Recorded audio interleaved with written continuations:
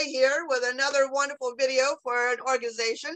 This is an organization that's actually local, and they're called Tidy Seas. We're going to be talking to a couple of the founders and co-founders of the organization, and you guys be sure to look out for them. We're going to learn all about them and share their links up on YouTube and everywhere else. We'll have their links down below, and we'll also send you out the promotion so you guys can get in touch with them. So welcome, guys. Thank you for joining me today. I appreciate you taking time out of your day. Thank you for having us. Yeah. Now, which is which? Which one's Ryan? I'm Ryan. You're Ryan? That is me. Wonderful. And I'm sorry? My name's Randy. Randy. Nice to meet you both. I'm so glad you took time out of your day today. So tell us a little bit about yourselves. Tell us how you guys came together and how your love for the ocean started.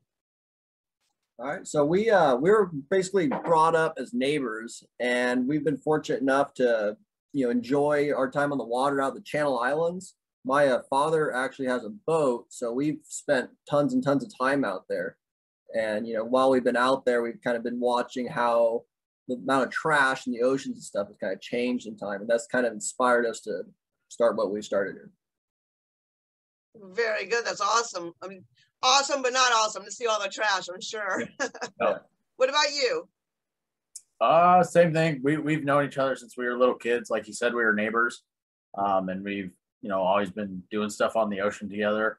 And since we've seen a big increase in trash over the years, we decided to kind of look into it to see if any companies or anything were out there trying to help pick up trash. And we decided to start our own after seeing we're coming back from the islands one day, and we were behind a fishing boat, and we saw them lob some trash bags out of the back of their boat, and we ended up picking them up. And then that's when we kind of started thinking more about starting our own thing to just try to pick up trash out of the ocean and then make more people aware of it. That story is amazing. I can't believe that you guys actually saw somebody tossing bags out of their boat into the ocean. I mean, I'm sure the public knows, when you see trash on the ground, sometimes it ends up in the ocean or you get storms. But to see somebody actually take a bag and throw it in the ocean, that's a little over the top. What did you guys think when you saw that, happening? Well, it's pretty sickening to see, but that's part of the whole thing too, is we're trying to make it so that people are aware of how bad that is to do and all the side effects of that, why you don't do that. Exactly. And there are, unfortunately, a lot of side effects that come back to us. And we end up eating the plastic that we put in the ocean. Yeah. So you said you went out to an island. Tell everybody what you saw when you went out to the island that made you really want to start doing something.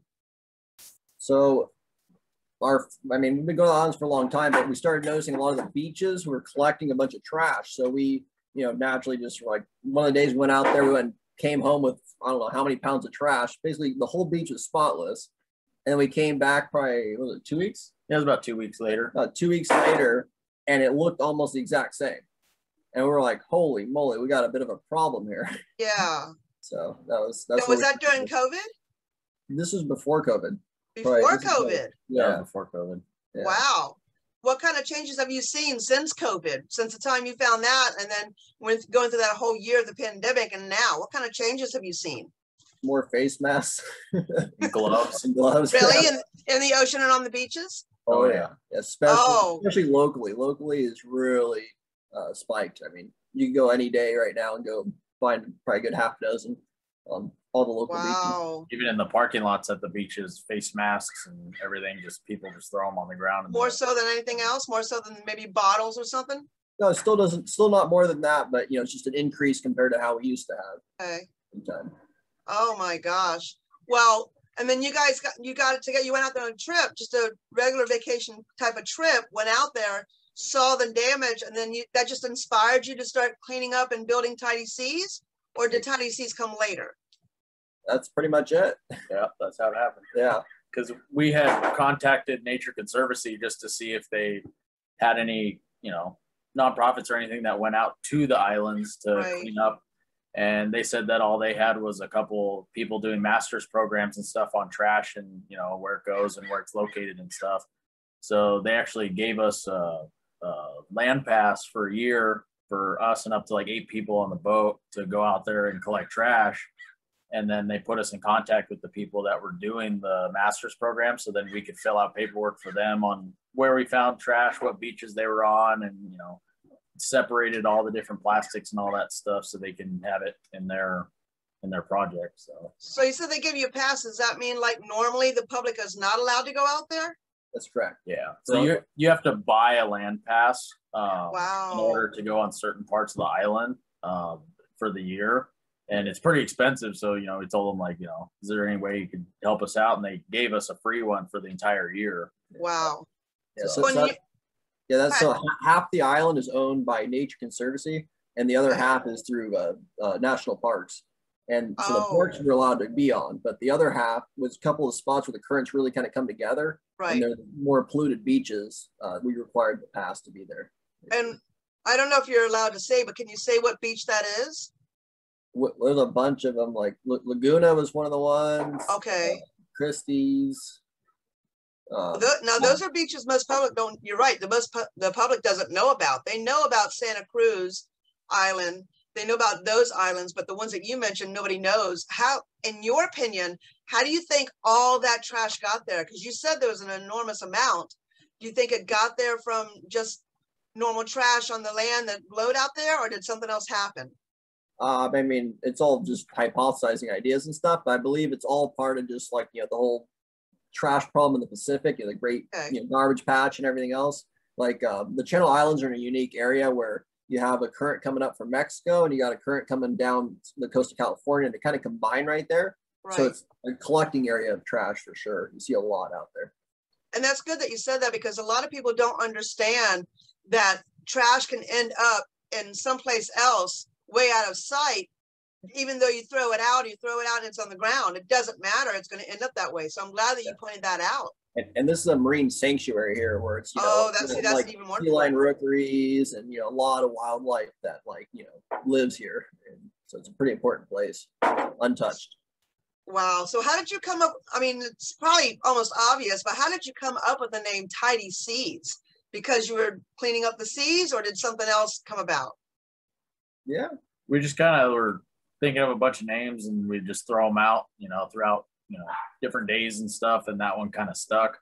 You know, of course, we looked it up to see if anybody else had it, and nobody did. So best way. Do something that stands out. And that definitely stands out. I love it. And it's kind of flowy. Yeah. As long as it flows like the ocean, right? Just kind of keeps on going. Keep it tidy. Keep it tidy, exactly.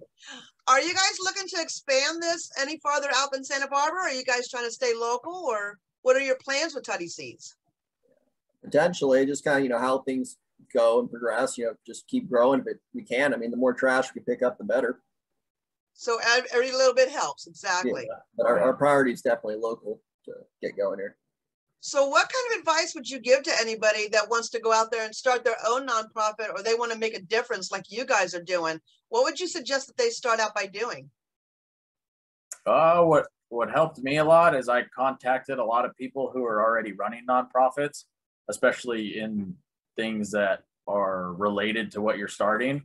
So I contacted, there's a nonprofit that they take care of, like Santa Cruz Island. And I talked to them about what we were doing. They gave me a bunch of ideas. You know, they did say, like, you know, the hard side of starting a nonprofit versus like a normal LLC. And then, you know, they give you a lot of different contacts to get a hold of too, but just trying to talk to as many people as you can that are knowledgeable about businesses and nonprofits in both of them, and then see which one's best for what you want to start. It all comes down to networking. Just like you said, talk to people and learn as much as you can.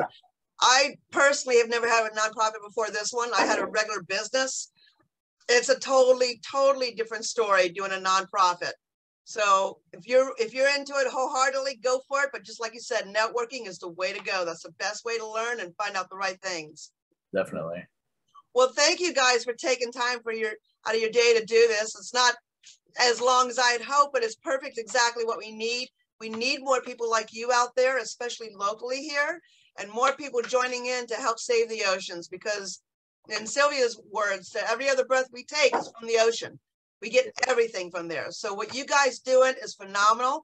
I'm really happy to have met you. I'm glad you guys are doing this. And if you guys need any help or anything, just let us know. We'll bring out people that we can, and we'll get going on it. We All right. appreciate Big that. impact. Thank you very much. Well, thank you everyone for watching. Remember, we'll keep the links down below. We'll post this on YouTube and wherever you guys can find it. You can contact us if you want to find out about Tidy Seas or contact them. And remember, together we can make oceans a difference. Have a great day, everybody. Bye.